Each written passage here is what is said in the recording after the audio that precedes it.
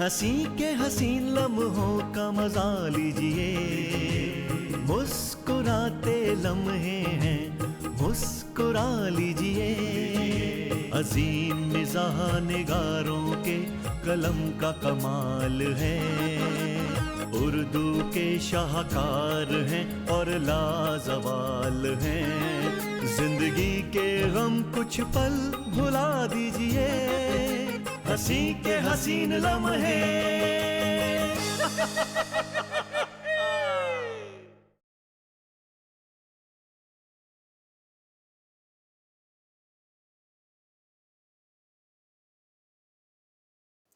नाजरीन आदाब, हंसी के हंसी लम्हे में आप सभी का इस्तकबाल है। मैं हूं आपके साथ बुशरा खानम फहद। आज का एपिसोड उर्दू के नामवर अफसाना निगार कृष्ण चंद्र की दिलचस्प कहानी जामुन का पेड़ पर मबनी है।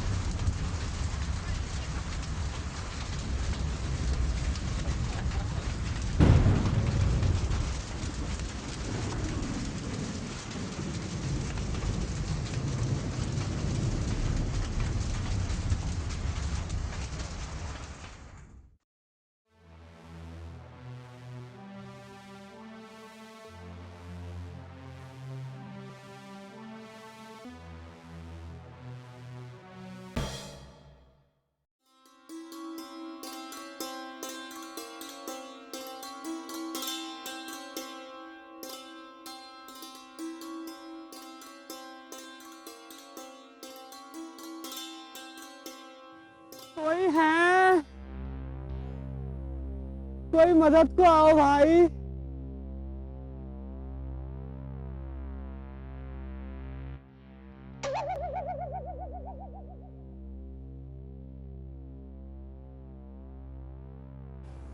अरे भैया ई का हुआ? रुको, घबराना नहीं, अभी तुमको निकालत है। नहीं, मेरे दोनों पाँव फंसे हुए हैं। मैं बाहर नहीं निकल पा रहा हूँ। जल्दी से लोगों को इत्तला करो और ये पेड़ का तना कटवाना होगा। अच्छा भैया अच्छा, अरे घबराना नहीं, अभी जावत हैं हम, अभी आवत हैं।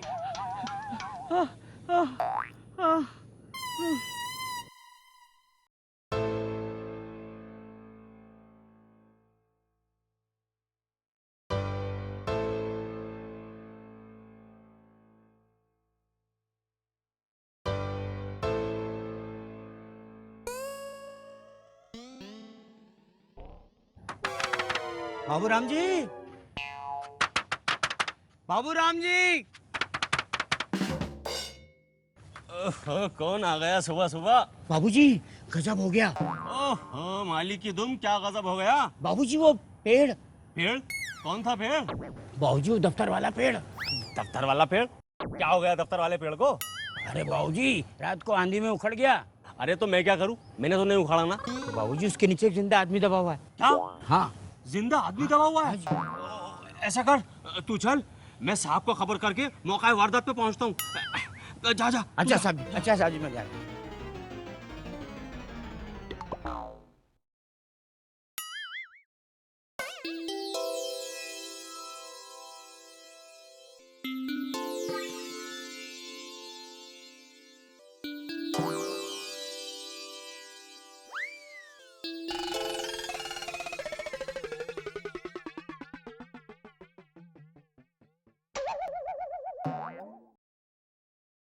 ओह माय गॉड, ये तो बहुत बुरा हुआ।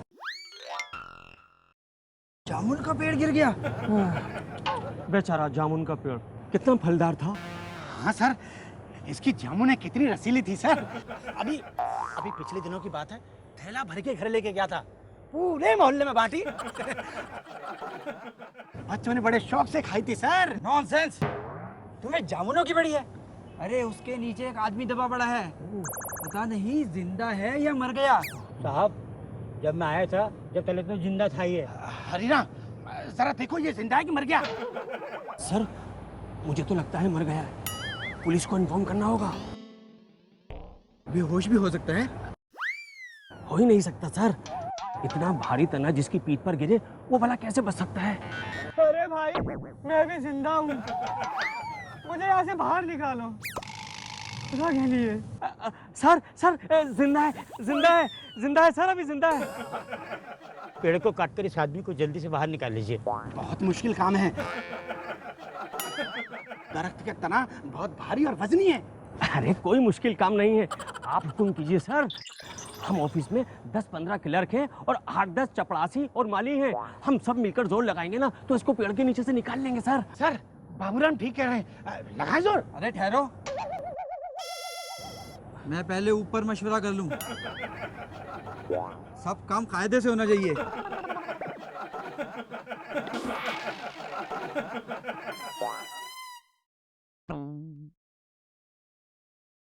सर, हमारे लिए बड़े शर्म की बात है कि हमारे दफ्तर के कंपाउंड में एक इंसान जिंदगी और मौत से लड़ रहा है और हम लोग सिर्फ तमाशा देख रहे हैं।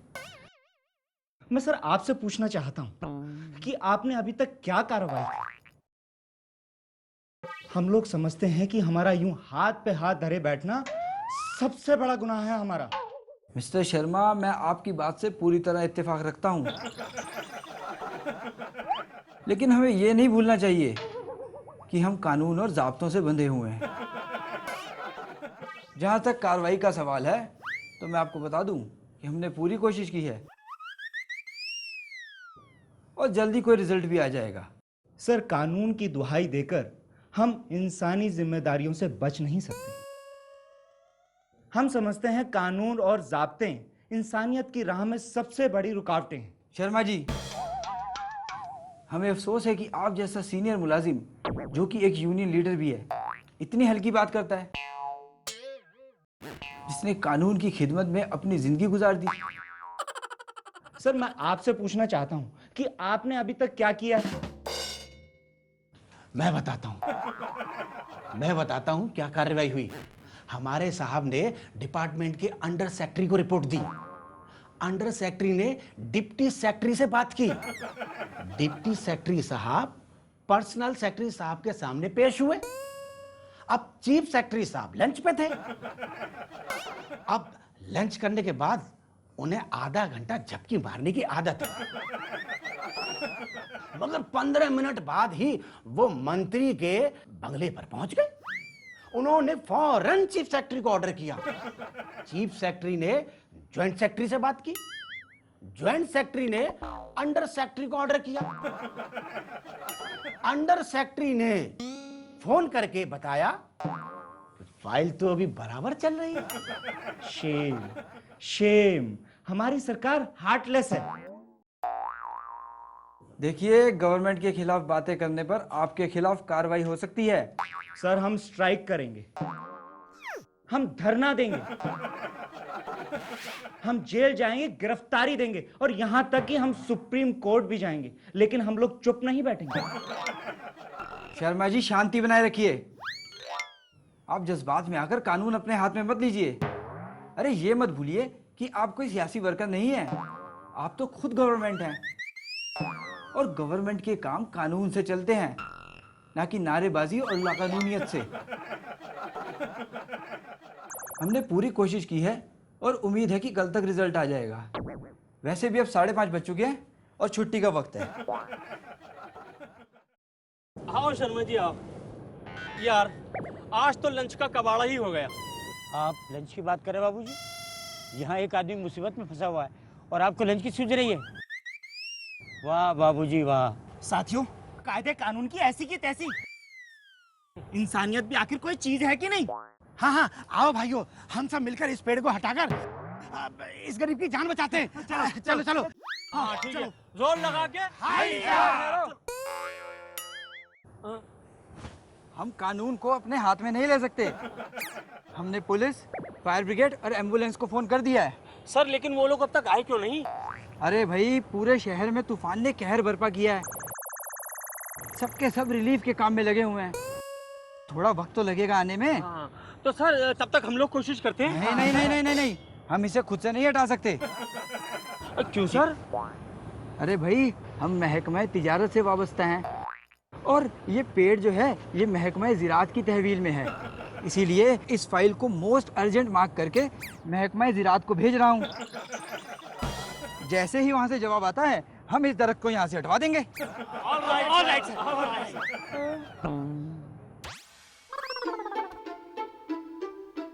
बलवंत, जो जामुन का पेड़ गिरा हुआ था जिसकी फाइल हमने महकमा ज़राअत को भेजी थी, उसका क्या जवाब आया? वहां से जवाब आ गया सर। उनका कहना है कि इसकी जिम्मेदारी महकमा तिजारत की है। अच्छा, तो फाइल हमारे पास वापस आ गई। हाँ जबकि हमारा इस मामले से कोई ताल्लुक ही नहीं। सर, मेरी राय में तो इस मामले को हॉर्टिकल्चर डिपार्टमेंट में भेज देते हैं। अब वही फैसला करें कि हमें करना क्या है। हाँ, यही सबसे अच्छा रहेगा, क्योंकि वो जामुन का पेड़ हॉर्टिकल्चर डिपार्टमेंट के दायरे इख्तियार में आता है। तुम एक काम करो, एक फाइल बनाओ, मुझसे साइन कराओ और उसे रवाना करो। जी सर।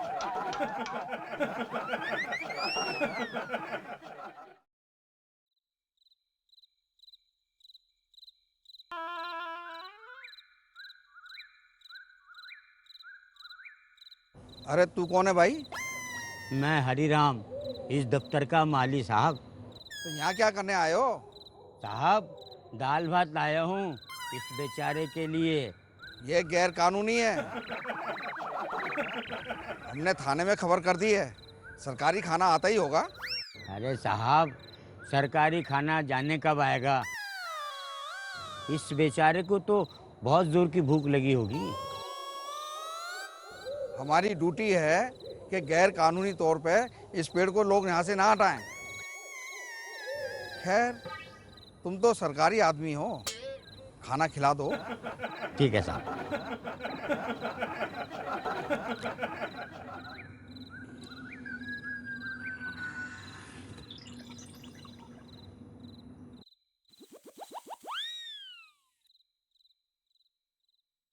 भैया, आपकी फाइल चल रही है। उम्मीद है कल तक फैसला भी आ जाएगा। भगवान ने भली की, इतना भारी पेड़ तुम्हारे कूल्हे पे गिरा। अगर कमर पे गिरता तो तुम्हारी रीढ़ की हड्डी टूट जाती।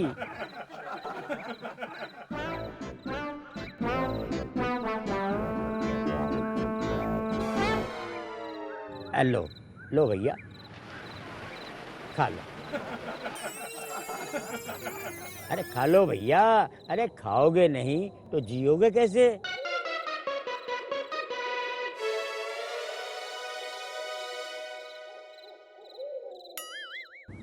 खोलो। हाँ भैया, तुम्हारा घर बार कहाँ है? तुम मुझे नाम पता बताओ, मैं ये खबर वहाँ पहुँचाने की पूरी कोशिश करूँगा। मेरा कोई नहीं है, मैं लावारिस हूँ भाई। लावारिस?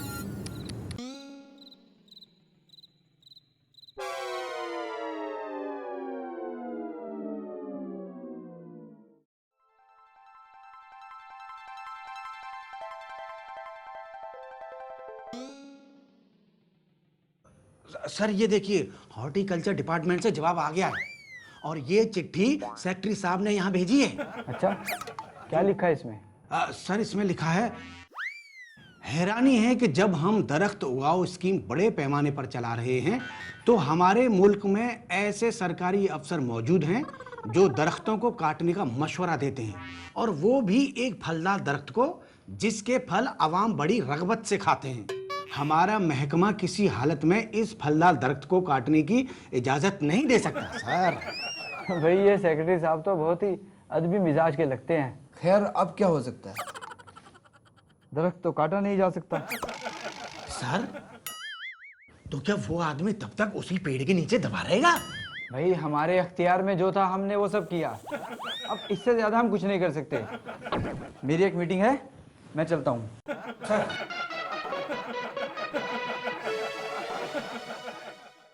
भाई इंसान की किस्मत भी क्या शय है। फाइलबाजी के आगे जिंदगी की आखिर बिसात क्या है।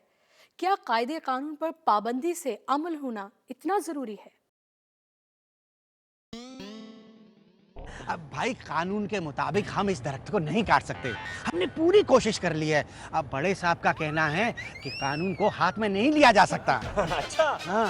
अगर ऐसा है कि दरख्त को नहीं काटा जा सकता, तो फिर ऐसा करते हैं, इस आदमी को बीच में से काट कर अलग किया जा सकता है।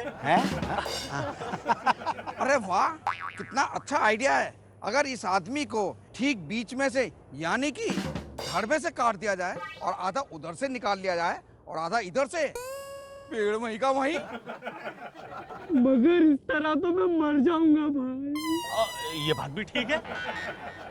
तुम लोगों को शायद मालूम नहीं है कि प्लास्टिक सर्जरी ने कितनी तरक्की कर ली है।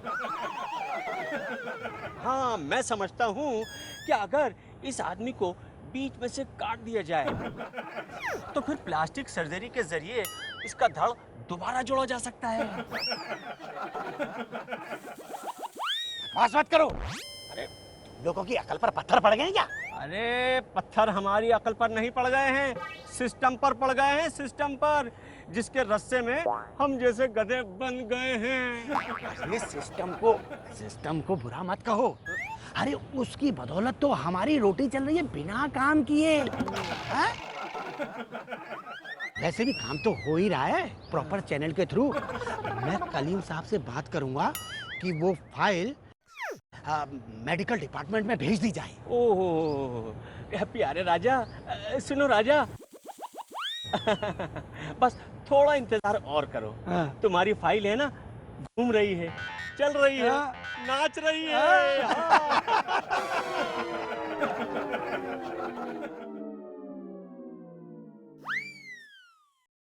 भाई वो जो मेडिकल डिपार्टमेंट में फाइल भेजी थी, उसका क्या एक्शन हुआ? सर मैं वही आपको बताने जा रहा था, उनका जवाब आ गया है। मेडिकल डिपार्टमेंट ने फौरन एक्शन लिया है सर। हाँ सर, जैसे ही फाइल उनके महकमे में पहुंची, दूसरे ही दिन एक काबिल पढ़ा लिखा सर्जन उन्होंने एहतियात के तौर पर वहां भेजा। उसने आते ही दबे हुए आदमी को फौरन देखा और उसका मुआयना किया, और जांच के बाद उसका खून चेक किया, उसका सांस देखा कि आमद हो रही है या नहीं हो रही, और सर उसकी फेफड़ों की जांच भी की। और सर उसने रिपोर्ट में साफ साफ लिख दिया ऑपरेशन कामयाब भी हो सकता है, और अगर ऑपरेशन कामयाब नहीं हुआ तो आदमी मर भी सकता है सर।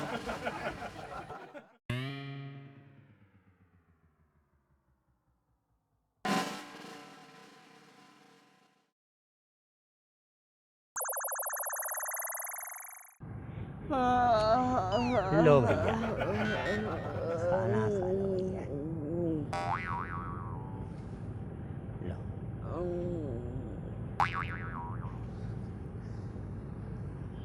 भैया तुम्हारा मामला ऊपर तक चला गया है।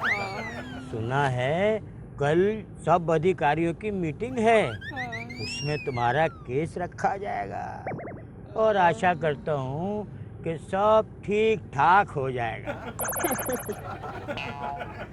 हमने माना कि तगाफुल ना करोगे, लेकिन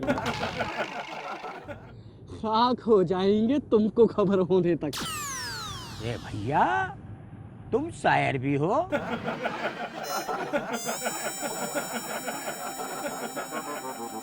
पूछते हैं वो कि गालिब कौन है, कोई बतलाओ कि हम बतलाएं क्या। अरे भाई गालिब साहब की तो क्या बात है। गालिब कौन है तुम जानते हो? अरे भैया क्यों मजाक करते हो? गालिब साहब को कौन नहीं जानता, जुमा मस्जिद में रहते हैं, ये लंबी दाढ़ी है, गाते बहुत अच्छा है।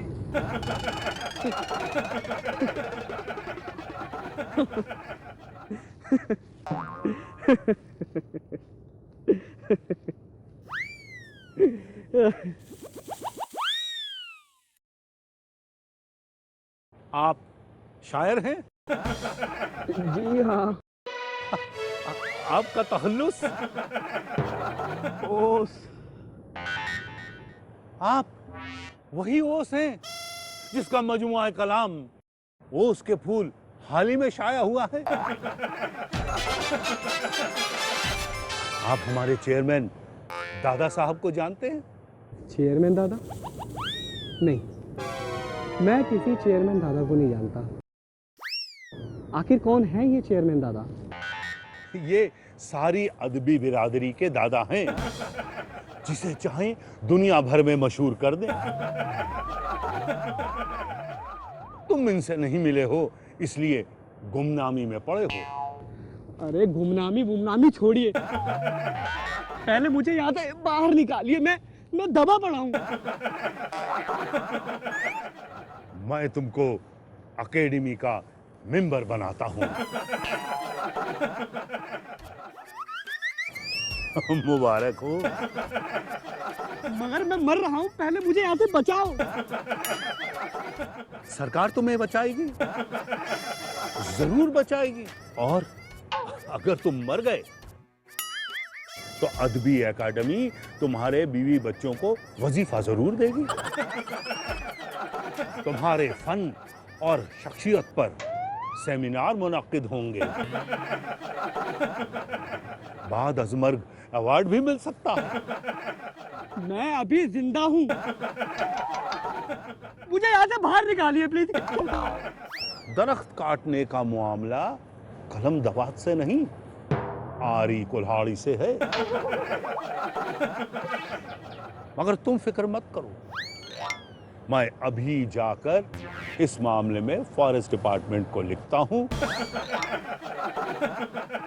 कि इस केस में अर्जेंट कार्रवाई की जाए। आप इत्मीनान रखें, हम कोशिश पूरी करेंगे। पूरी अदबी बिरादरी आपके साथ है। आदाब।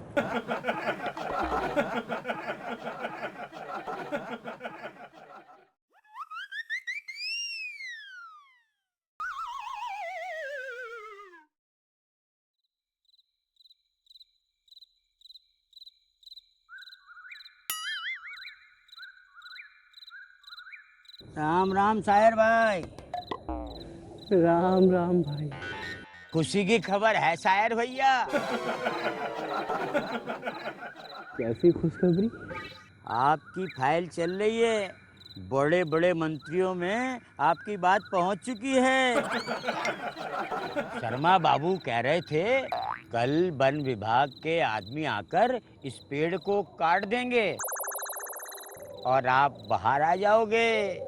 मेरी हालत बद से बदतर होती जा रही है।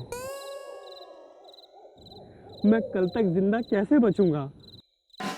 अरे भैया, एक दिन की तो बात है। रात को खीर बनवा कर लाऊंगा।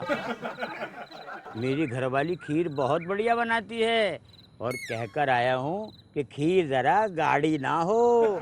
और शायर भैया, आप मजे में चटक जाना। राम भली करेंगे। जय राम जी की। राम जी की जय।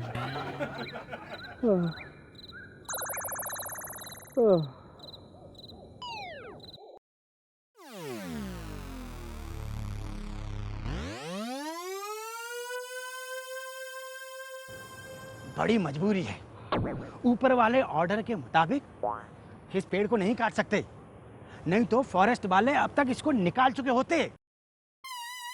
ये कैसा नया ऑर्डर है? यहाँ एक आदमी की जान का सवाल है। अरे ये दो हुकूमतों के ताल्लुकात का मामला है और ये भी काबिले गौर है कि पिटोनिया हुकूमत हमारी हुकूमत को कितनी इमदाद देती है। अरे क्या हम उनकी दोस्ती के लिए एक आदमी को कुर्बान नहीं कर सकते? तो एक शायर को मर जाना चाहिए। और क्या कहा जा सकता है?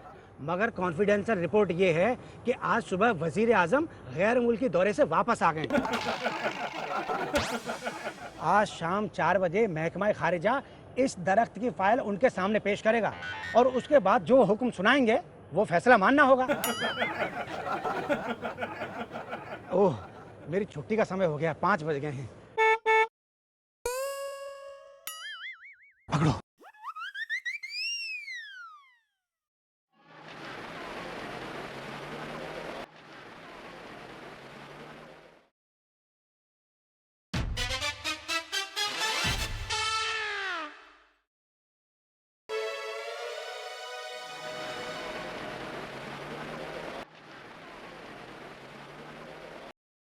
मुबारक हो, मुबारक हो। हाँ? वजीर आजम ने पेड़ काटने का हुक्म दिया है। अच्छा, इस वाकये की सारी बैनुल अक़वामी जिम्मेदारी उन्होंने अपने सर ले ली है। कल इस दरख्त को काट दिया जाएगा और तुम्हें इस मुसीबत से छुटकारा मिल जाएगा। हाँ? अभी सुनते हो? तुम्हारी फाइल मुकम्मल हो गई है।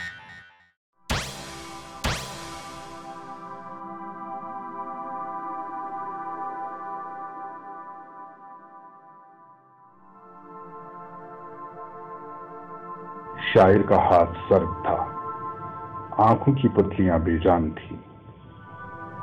उसकी जिंदगी की फाइल मुकम्मल हो चुकी थी।